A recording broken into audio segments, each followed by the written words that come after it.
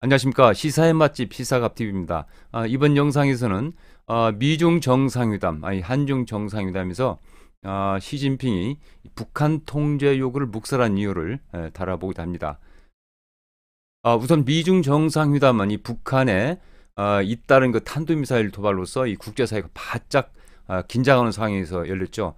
미중 정상 간 합의점을 도출할 수 있을지 관심이 집중됐었는데, 하지만 별 볼 일이 없었습니다. 조 바이든 대통령은 정상회담 후 기자회견에서 이렇게 말했죠. 저는 시 주석에게 이 중국이 북한에게 장거리 미사일 시험 발사와 핵실험을 해서는 안 된다고 하는 점을 분명히 할 의무가 있다는 것을 명확히 했다고요. 그렇지만 이 중국 외교부는 이 회담 후 관련 성명에서 이 북한 문제에 대해서 일절 언급하지 않았다, 이렇게 밝혔습니다. 중국에게는 이 북한 도발 문제가 그리 중요하지 않다는 것을 시사한 것이죠. 그렇지만 이번 회담은 아무런 성과가 없었습니다. 왜일까요? 저는 그 두 가지 원인을 생각해 봤습니다. 첫 번째는 경제 문제인데요. 이 중국으로서는 경제 살리기가 이 당면한 최대 과제죠. 이 전체 인민의 이 공동 부유 실현, 이 얼마 전 이 중국 공산당 대회에서 시 주석이 장기 집권의 어떤 당근을 제시한 것이죠. 이 공동 부유가 안 되면 이 시 주석의 장기 집권에 차질을 빚는 것이고, 그러다 보니까 이 시진핑의 눈에는 아마 그 보이는 것이 없는가 봅니다. 이러한 분위기는 이 한중 정상회담에서도 여실히 드러났는데요. 시 주석은 이제 한중 자유무역협정 FTA 2단계 협상의 어떤 가속화 필요성을 이제 거론한 뒤에 이 한중 공동으로 이 국제 자유무역 시스템을 수호하자, 또 이 글로벌 산업망과 이 공급망의 안전 및 안정, 또 이 원활한 흐름을 보장해야 한다, 이렇게 말을 강조를 했죠. 그러면서도 경제를 위해서 이렇게 협력하자고는 했지만 이 북한 도발에 대해서는 별 관심을 보이지 않았죠. 그 우리 대통령실 발표에 따르면 이 윤 대통령은 북핵 문제와 관련해서 이 시 주석이 이렇게 당부를 했다고 하죠. 이 중국이 유엔 안전보장이사회 상임이사국이면서 인접국으로서 이 더욱 적극적이고 건설적인 역할을 해달라, 이렇게요. 하지만 중국 측 회담 결과 발표문을 보면 이 북핵 문제는 눈을 씻고 봐도 없습니다.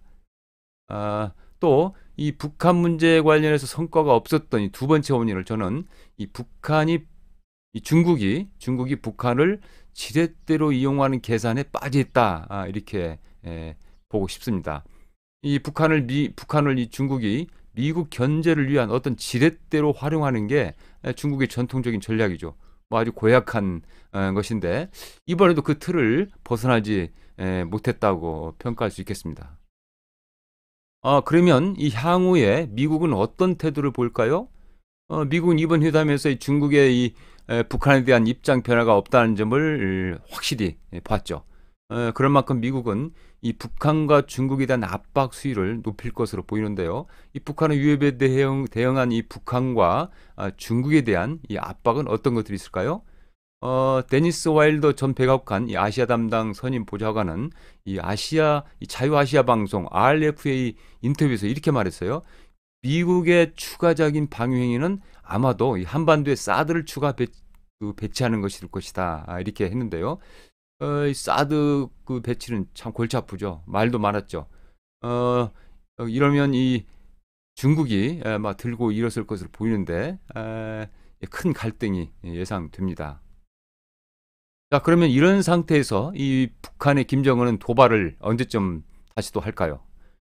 중국은 지금까지 북한의 도발에 대한 이 국제사회의 규탄 성명이나 이 대북 제재를 이 직간접적으로 막아주는 어떤 보호자 역할을 해왔죠.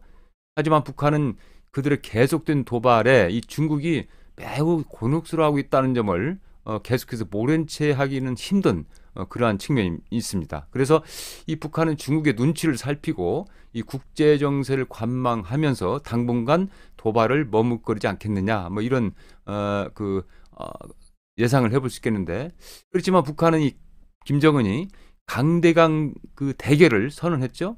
7차 핵실험이나 또 ICBM 이 시험 발사를 포기하기 힘든 측면도 있는 것이죠.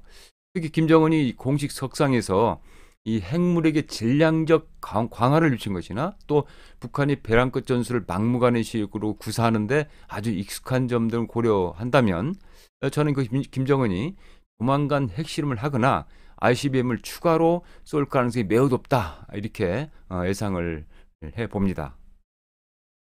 그렇다면 미국이 한반도 정세를 앞으로 어떻게 다뤄갈까 상당히 궁금한데요. 미국도 경제 우선, 이코노미 퍼스트죠.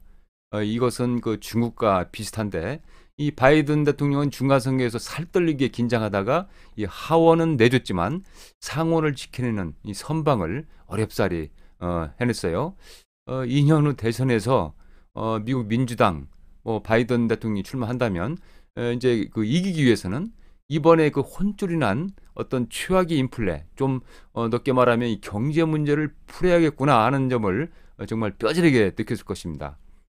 앞선 영상에서 제가 이제 설명한 것처럼 미국은 한국에 대해서도 이 중간 선거 이후에도 이제 미국의 경제적 이익을 취하려는 각종 압력을 이제 가해 올 것으로 보는데요.